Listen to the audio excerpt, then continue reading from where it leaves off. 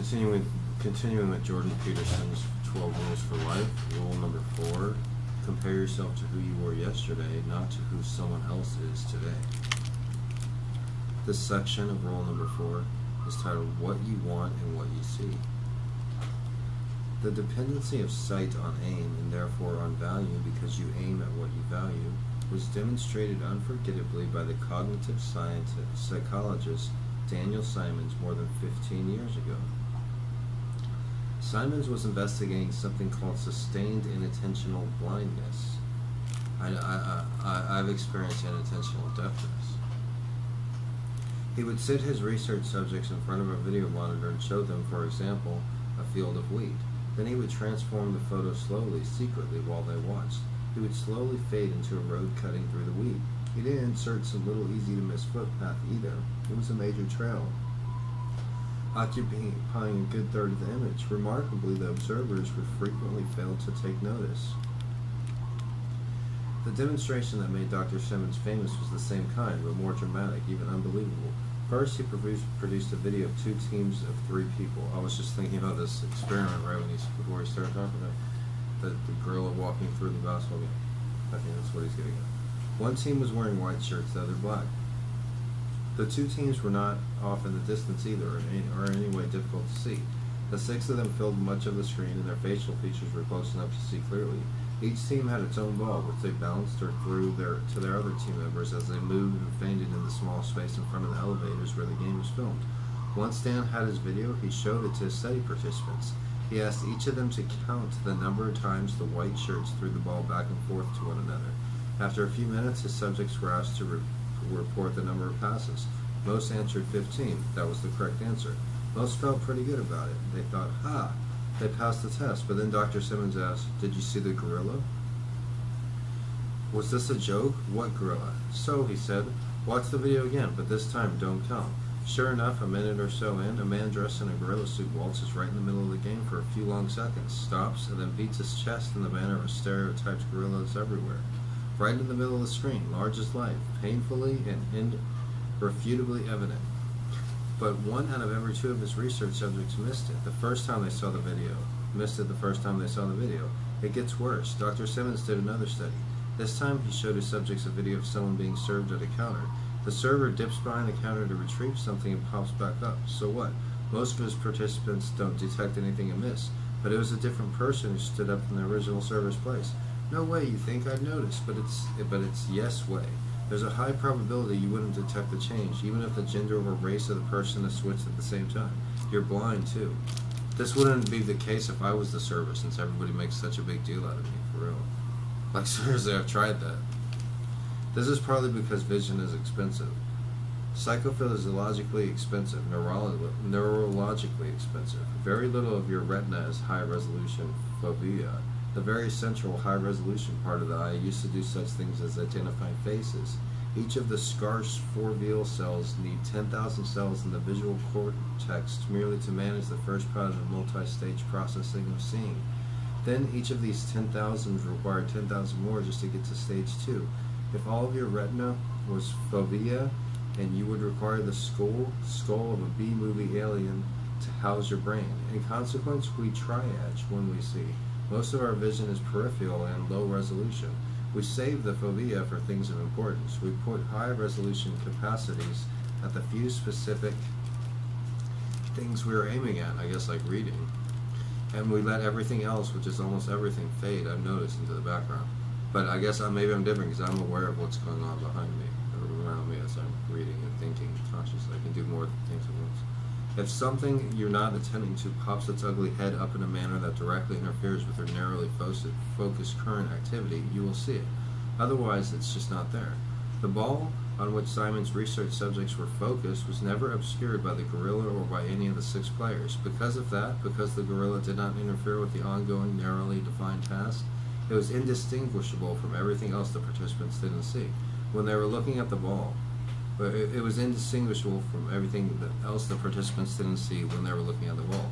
The big ape could be safely ignored. That's how you deal with the overwhelming complexity of the world. You ignore it while you concentrate minutely on your private concerns. You see things that facilitate your movement forward toward your desired goals. You detect obstacles. When they pop up in your path, you're blind to everything else, and there's a lot of everything else, so you're very blind. And it has to be that way because there is much more of the world than there is of you. You must shepherd your limited resources carefully. Seeing is very difficult, so you choose what to see and let the rest go. That's kind of depressing. There's much more of the world than there's of me, you know, or anyone. Of like a farmer in Ethiopia trying to like pick rice right now. He's like, I could die, nobody cared, you know. And everybody's so insignificant, even famous people. There's a profound idea in the ancient. The average person is only remembered 2 decades after they're dead, like 20 years. And celebrities get a couple more decades. That's it. They get like 40 or 50 years. You know, the top movie actor in 1939 or 1940 was Errol Flynn. You ask 100 people on the street right now, they don't know who Errol Flynn is. There's a profound idea in the ancient Vedic text and the ancient scriptures of Hinduism and part of the bedrock of Indian culture. The world as perceived is Maya, appearance or illusion. This means in part that people are blinded by their desires as well as merely incapable of seeing things as they truly are. This is true in a sense that transcends the metaphorical. Your eyes are tools. They are there to help you get what you want. The price you pay for that utility, that specific focused direction, is blindness to everything else. That doesn't matter so much when things are going well and we're getting what we want, although it can be a problem even then, because getting what we currently want can make us blind to higher callings. But all that ignored world presents a truly terrible problem when we're in crisis and nothing whatsoever is turning out the way we want it to. Then there can be far much to deal with. Happily, however, that problem contains within it the seeds of its own solution. Since you've ignored so much, there's plenty of possibility left where you have not yet looked. Imagine that you're unhappy, you're not getting what you want. Perversely, this may be because of what you want. You are blind because of what you desire. Perhaps what you really need is right in front of your eyes, but you cannot see it because of what you're currently aiming for. And that brings us to something else, the price that must be paid before you or anyone can get what they want, or better, what they need. Think about it this way. You look at the world in your particular idiosyncratic manner. You see a set of tools to screen most things out and let some things in. You have spent a lot of time building these tools. They've been habitual. They're not mere abstract thoughts. They're built right into you. They orientate you in the world. They're your deepest and often implicit and unconscious values. They become part of your biological structure. They're alive. And they don't want to disappear or transform or die. But sometimes their time has come and new things need to be born. For this reason, although not only for this reason, it is necessary to let things go during the journey uphill.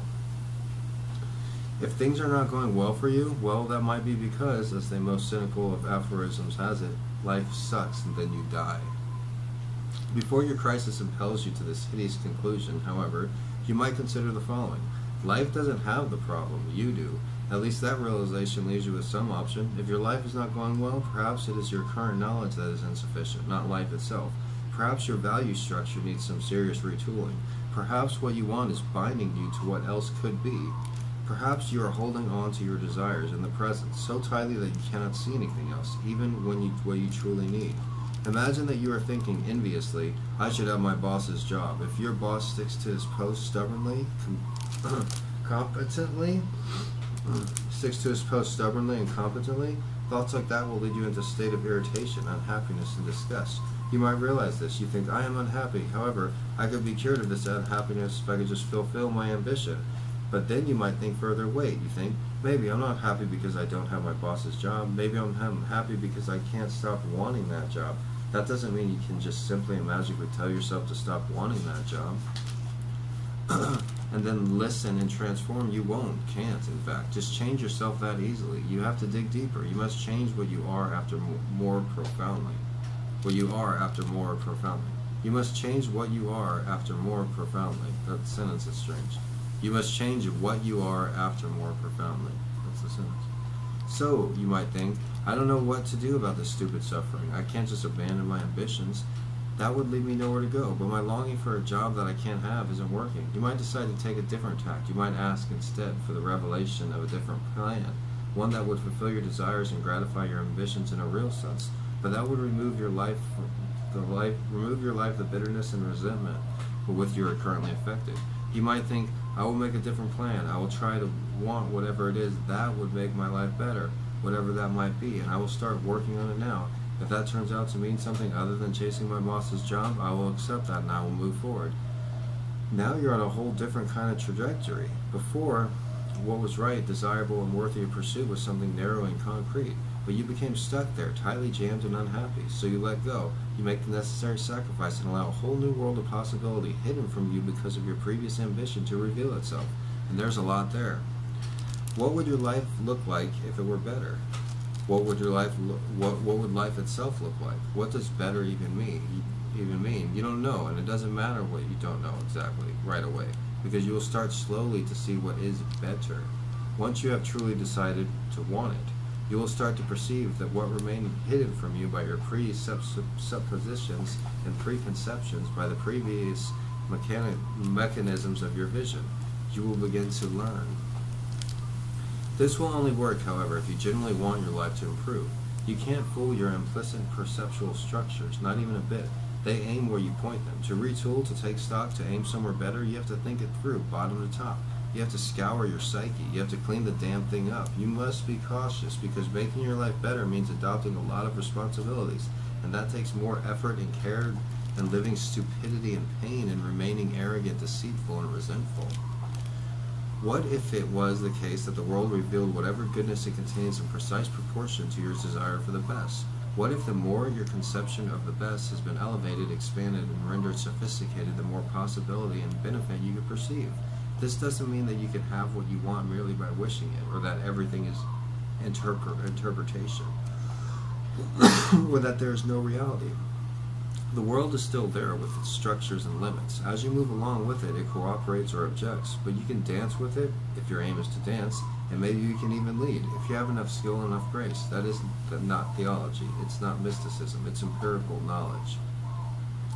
There is nothing magical here, or nothing more than already present magic of consciousness. We only see what we aim at. The rest of the world, and that's most of it, is hidden. If we start aiming at something different, something like, I want my life to be better, our minds will start presenting us with new information derived from the previous hidden world to aid us in that pursuit. Then we can put that information to use and move and act and observe and improve. And after doing so, after improving, we might pursue something different or higher, something like, I want whatever might be better than just my life being better. And then we enter a more elevated and more complete reality. In that place, what might we focus on? What might we see?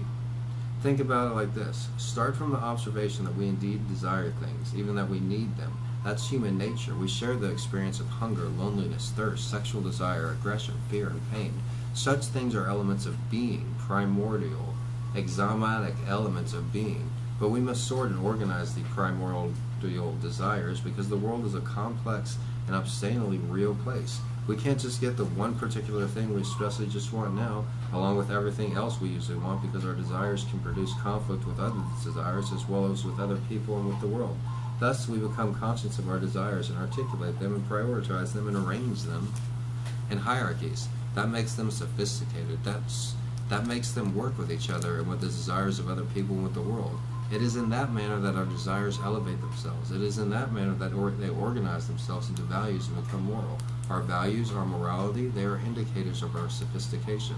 The philosophical study of morality, of right and wrong, is ethics. Such a study can render us more sophisticated in our choices. Even older and deeper than ethics, however, is religion. Religion concerns itself with not with mere right and wrong, but with good and evil themselves, with the archetypes of right and wrong. Religion concerns itself with domain of value, ultimate value. This is not the scientific domain. It's not the territory of empirical description. The people who wrote and edited the Bible, for example, weren't scientists. They couldn't have been scientists, even if they wanted to be. The viewpoints, method, and practices of science hadn't been formulated when the Bible was written. Religion is instead about proper behavior. It's about what Plato called the good. A genuine religious archetype isn't trying to formulate articulate, accurate ideas about the objective nature of the world, although he may be trying to do that too. He's striving instead to be a good person. It may be the case that to him good means nothing but obedient, even blindly obedient. Hence the classic liberal Western Enlightenment objection to religious belief. Obedience is not enough, but it's at least a start, and we have forgotten this. You cannot aim yourself at anything if you are not completely undisciplined and untutored. You will not know what to target, and you won't fly straight. Even if you somehow get your aim right, and then you will conclude there is nothing to aim for, and then you will be lost.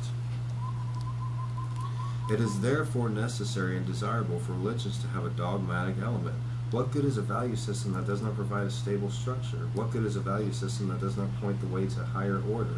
And what good can possibly be if you cannot do not internalize this structure or accept that order? Not as a final destination necessarily, but at least as a starting point. Without that, you're nothing but an adult 2-year-old without the charm or the potential. This is not to say it again, that obedience is sufficient, but a person capable of obedience, let's say instead a properly disciplined person, is at least as well-forged tool, at least that, and that is not nothing. Of course there must be vision beyond discipline, beyond dogma. A tool still needs a purpose. It is for this reason that Christ said in the Gospel of Thomas, "The kingdom of the Father is spread out upon the earth, but men do not see it."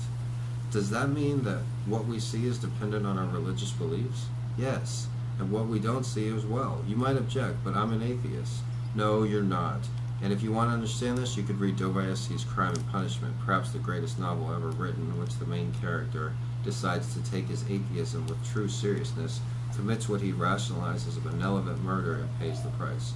You're simply not an atheist in your actions, and it is your actions that most accurately reflect your deepest beliefs. He doesn't believe in atheists. Those are implicit, embedded in your being, underneath your conscious apprehension and articulable attitudes and surface-level self-knowledge. You can only find out what you actually believe rather than what you think you believe by watching how you act. You simply don't know what you believe before that. You are too complex to understand yourself. Oh! It takes careful observation and education and reflection and communication with others just to scratch the surface of your beliefs. That's true. Everything you value is a product of unimaginably lengthy developmental process, personal, cultural, and biological. You don't understand what you want, and therefore what you see is conditioned by the immense, abysmal, profound past. You simply don't understand how every neurotic circuit through which you peer at the world has been shaped, and painfully, by the ethical aims of millions of years of human ancestors and all the life that was lived for the billions of years before that. You don't understand anything. You don't even know that you were blind. Some of our knowledge of our beliefs has been documented. We have been watching ourselves act, reflecting on that watching, and telling stories distilled through that reflection. The tens and perhaps hundreds of thousands of years, this is all part of our attempt, individual and collective, to discover and articulate what it is that we believe.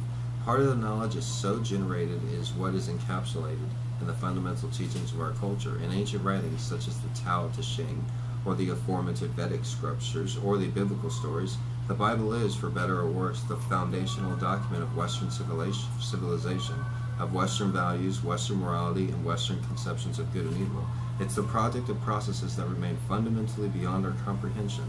The Bible is a library composed of many books, each written and edited by many people. It's a truly emergent document, a selected sequence and finally coherent story written by no one and everyone over many thousands of years. The Bible has been thrown up out of the deep by the collective human imagination, which is itself a product of unimaginable forces operating over unfathomable spans of time. Its careful, respectful study can reveal things to us about what we believe and how we do and should act that can be discovered in almost no other manner. That's good. That was from Jordan Peterson's 12 Rules of Life. That was titled What You Want and What You See. And that was from rule number 4, compare yourself to who you were yesterday, not to who someone else is today. I really like that segment into the Bible. The next section is going to be talking about the Old Testament, the New Testament.